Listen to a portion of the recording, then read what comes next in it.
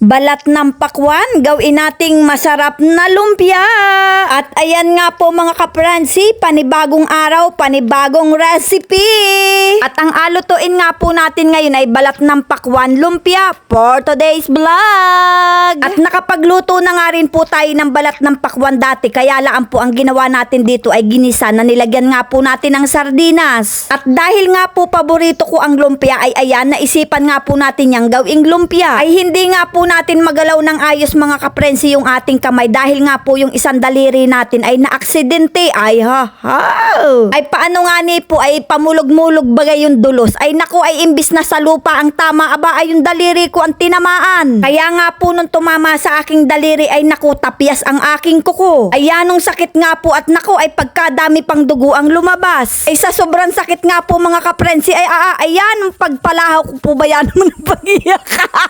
Abay sabi pa nga po ng aking inay, ay nako para yan lang ay ikaw ay yanong atungal mo ng iyak.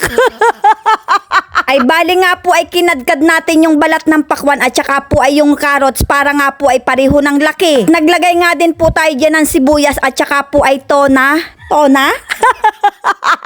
At yung nilagay nga po nating tuna dyan ay tinanggalan nga po natin ng sabaw. At syempre nga po nilagyan din natin yan ng kaunting asin, oyster sauce at saka po ay paminta. At dahil nga po ay makamakatas yung balat ng pakwan ay atin nga po muna yung pinatulo para nga po ay pag binalot natin ay hindi magtubig. At ayan nga po mga kaprensi at binalot na nga po natin yan sa lumpia wrapper. Kaya naman po mga kaprensi, pag kayo ay mabili ng pakwan ay wag nga po ninyong itapon ang balat. Dahil nga po ay pwede itong gawing pang-ulam at saka po ay gawing lumpia, pang merienda. Dahil nga po ay parisan mo lang ng makamasarap na sausawang suka na maraming sibuyas, aba ay solve na ang pang merienda. Ay alam nyo po bagang hindi lahat ng kumpleto ang rekado ay masarap na yung ating magiging luto. Dahil nga po kahit gaano kasimple ang ating inaluto, basta kasama ang ating puso sa pagluluto ay naku, tiyak mga kaprensi, napakasarap niyan pagka naluto. At lagi nga po ninyong atandaan na kahit gaano kahirap at gaano kadaming pagsubok, basta't mahal mo ang inagawa mo ay naku, ay malalasap mo ang tunay na sarap at tagumpay. Seryoso yarn? Ay i-example ko na lang po mga kaprensi ay yung pagbablog.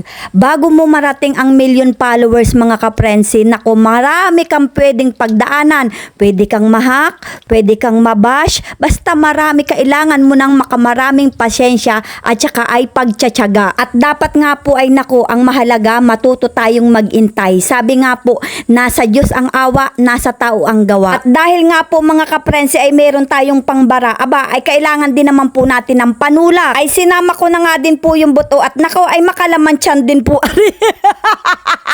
Patay gutom yan. Ay blenderin nga po natin ari para nga po ay maging juice. Ay di baga nga nipot, walang sayang sa pakwan. May juice ka na, abay may pang merienda ka pang lumpia. Kaya naman mga kapransi, ano pang inaintay natin dyan? Sakmala na!